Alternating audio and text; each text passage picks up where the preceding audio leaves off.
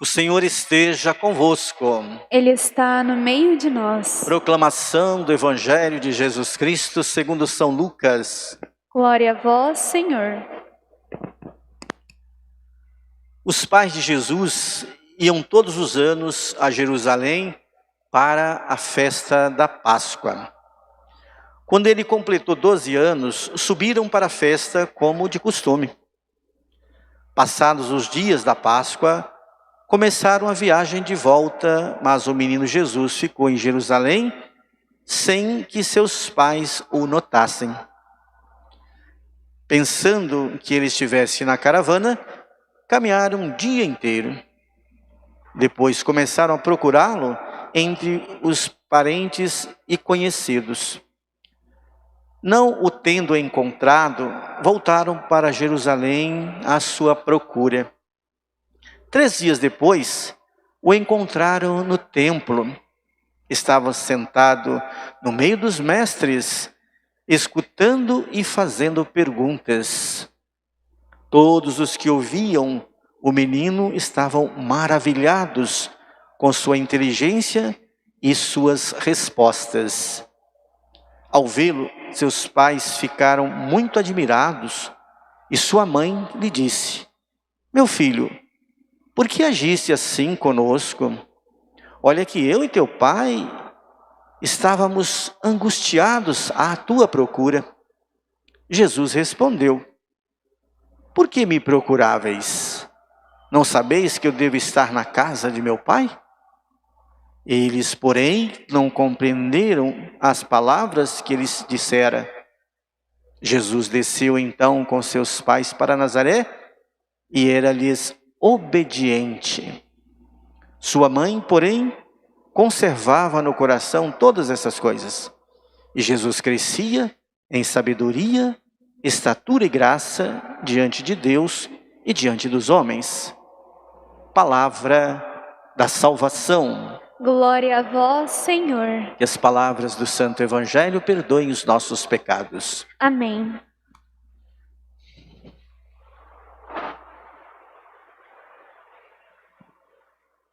Pois bem, hoje nós celebramos uma festa, a festa da Sagrada Família. Você já parou para pensar por que a gente fala Sagrada Família e por que nós falamos que esta família é modelo? Às vezes nós imaginamos assim, que Maria, José, os pais, foram privilegiados no sentido de nunca ter passado por problemas. Eles estavam imunes aos sofrimentos, estavam protegidos de tal forma que não sofriam, que não passavam por dificuldade. Engano quem pensa assim.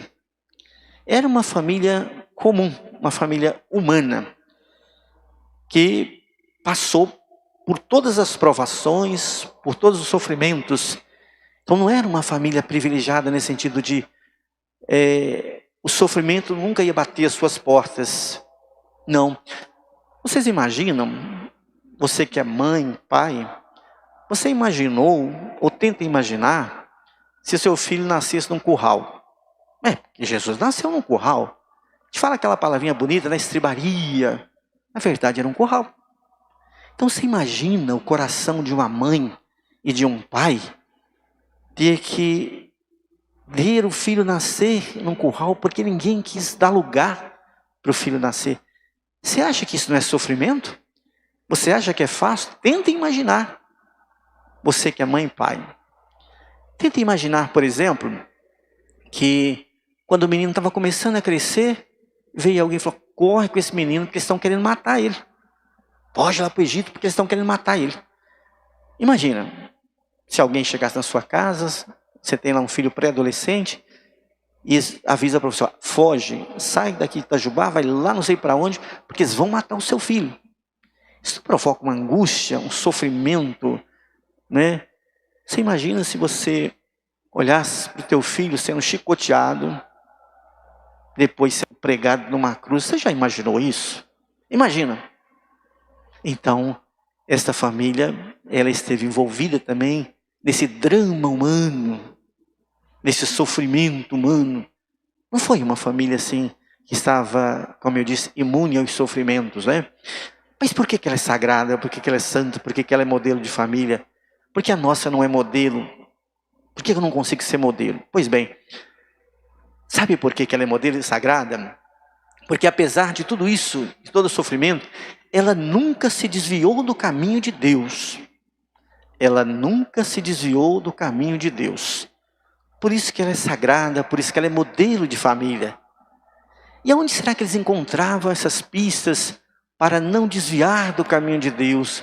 Onde eles iam buscar essa luz para caminhar, para seguir as normas, os princípios de Deus? Na palavra. Hoje nós escutamos as leituras que trazem assim, uma espécie de roteiro prático de uma família santa. Dicas para uma família se consagrar como santa. Está ali na Bíblia. Não vai ficar procurando na internet, está na Bíblia, né? A primeira leitura, por exemplo, interessante. O texto sagrado nos leva ao decálogo, ao quarto mandamento, que diz assim: honrar o pai. O filho precisa honrar o pai. O que é honrar o pai? O que é mesmo honrar? Honrar é você reconhecer valor numa pessoa. Honrar é você reconhecer a dignidade de alguém. Honrar é você perceber que alguém tem um valor especial e ele precisa ser respeitado. O pai e a mãe merecem esse respeito. Porque eles são perfeitos? Não. Porque eles são vocacionados de Deus. Pai é uma vocação. Você não é pai por acidente. Você não é mãe por acidente. São vocacionados, foram chamados. Por isso merece o respeito. Por isso merece essa honra. A honra aqui não é no sentido de ficar bajulando e essa honrarias, né? É o respeito. Porque eles são instrumentos de Deus. O pai pode ser um miserável, mas ele é um vocacionado. Assim como São José, ele foi escolhido para estar à frente de uma família. Você fala, mas meu pai é uma desgrama. Mas lembra disso. Seu pai foi chamado para ser pai. Ah, não foi. Foi. Pode ser que você não consiga ver isso nele ainda. Mas ele foi. Minha mãe também, um zero à esquerda. Não é zero à esquerda. Sua mãe é uma vocacionada.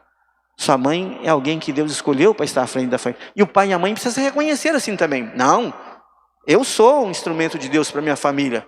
Eu fui escolhido para ser pai, eu sou um vocacionado. Assuma essa condição de vocacionado. A mãe também. Ah, mas então tá bom. Os filhos reconhecendo que o pai é isso, que é aquilo e tal.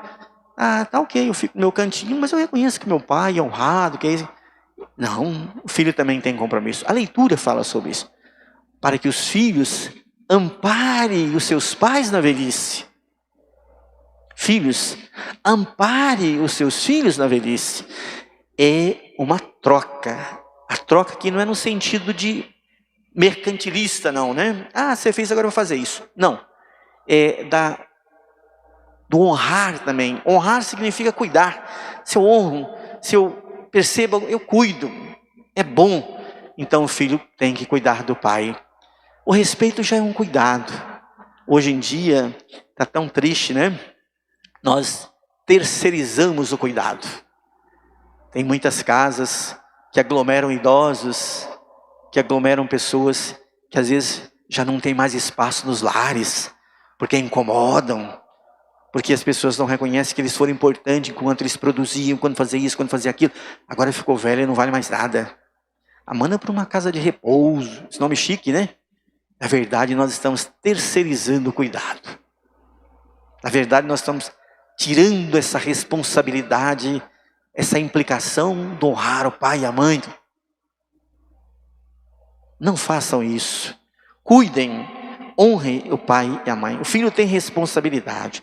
E aí diz São Paulo, na leitura que nós ouvimos, que uma família, ela tem que ter a bondade, a mansidão, a misericórdia, o perdão. Quem tem um coração manso, quem tem um coração misericordioso, quem tem um coração cheio de paz, quem tem um coração manso, jamais vai fazer isso. jamais vai perder esse respeito, jamais vai perder a caridade, jamais vai deixar de lado essa comunhão que é a família. E aí São Paulo acrescenta: suportai-vos uns aos outros. E o suportar aqui precisa ser entendido também, porque às vezes a gente brinca assim, né? Eu suporto meu filho, eu suporto a minha esposa, eu suporto meu esposo. Não é nesse sentido não, isso é pejorativo.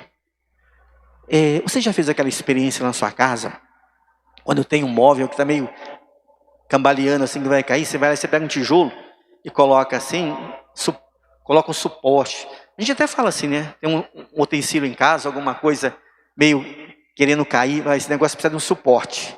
Aí você vai lá, pega um tijolo, alguma coisa e coloca lá, aí o suporte, o móvel, o utensílio não cai. Então, suportar é não deixar o outro cair. Suportar é amparar. Suportar é estar presente nas horas difíceis. Suportar é dar o apoio necessário. Suportar é honrar o pai e a mãe. Suportar é ser misericordioso. Suportar é ser manso. Suportar é ser pacífico. Suportai-vos uns aos outros, diz São Paulo. Veja que bonito. A família precisa ter esse suporte. O pai precisa ser suporte. O filho precisa ser suporte. A mãe precisa ser suporte. A família tem que ser essa comunhão de valores. E aí a gente vai lá para o Evangelho e vê a Sagrada Família. A família humana com problema. Os pais vão cumprir uma tradição e o filho parece que meio rebelde. Jesus parecia meio rebelde, né? Fica lá sem falar nada para os pais. E os pais vêm para casa, de repente, mas cadê o menino? Um dia já de caminhada, está longe pra caramba. Aí volta para Jerusalém. E aí vai falar com Jesus, né? A preocupação tem que ter na família. Os pais preocupados, volta. Quem é o pai ou a mãe que nunca se preocupou com seu filho? Quem tem filho pequeno sabe, põe o filho no berço, aí quando vai dormir, abre a porta, vai lá, olha se o cobertor não está sufocando o filho, se o filho está suadinho, enxuga o filho, né? Até mesmo os adolescentes. Deitou, o pai vai lá, abre a porta, verifica se o filho está dormindo. Agora, é muito comum que os pais vão buscar nas baladas, né? O pai e a mãe não dormem enquanto o filho não chega. Hoje, na era do celular, o adolescente liga: pai, terminou aqui. Que horas são? 4 horas da manhã. O pai está lá cochilando, a mãe está cochilando. A espera, a preocupação. José e Maria preocupados com Jesus. E vai até Jerusalém. E aí Jesus dá uma resposta atravessada. Jesus fala assim: os pais, meu filho, estávamos preocupados. Você não falou nada? E Jesus olha assim: mas por que vocês estão me procurando? Olha que resposta maldosa. A gente fala assim: que menino sem educação, que menino rebelde. Na verdade não é isso. Jesus não era rebelde, Jesus não foi sem educação, Jesus não foi grosseiro. A chave de leitura para entender isso é o seguinte: Jesus, nós celebramos no Natal, e no Natal nós ouvimos no Evangelho de São João, que diz o seguinte: e o Verbo se fez carne e habitou entre nós. O Verbo é a palavra que eu uso para comunicar. Eu tiro aquilo que é do meu coração, da minha mente, e uso o verbo, uso a palavra para me comunicar. Estou usando aqui o verbo, a palavra, para falar com vocês. O que eu estou falando para vocês, primeiro passa pelo meu coração e pelo meu raciocínio, tem que ser rápido. Senão não se perde o fio da meada, né? Mas passa por aqui primeiro. E eu lanço para vocês através da palavra. Jesus é a palavra do Pai.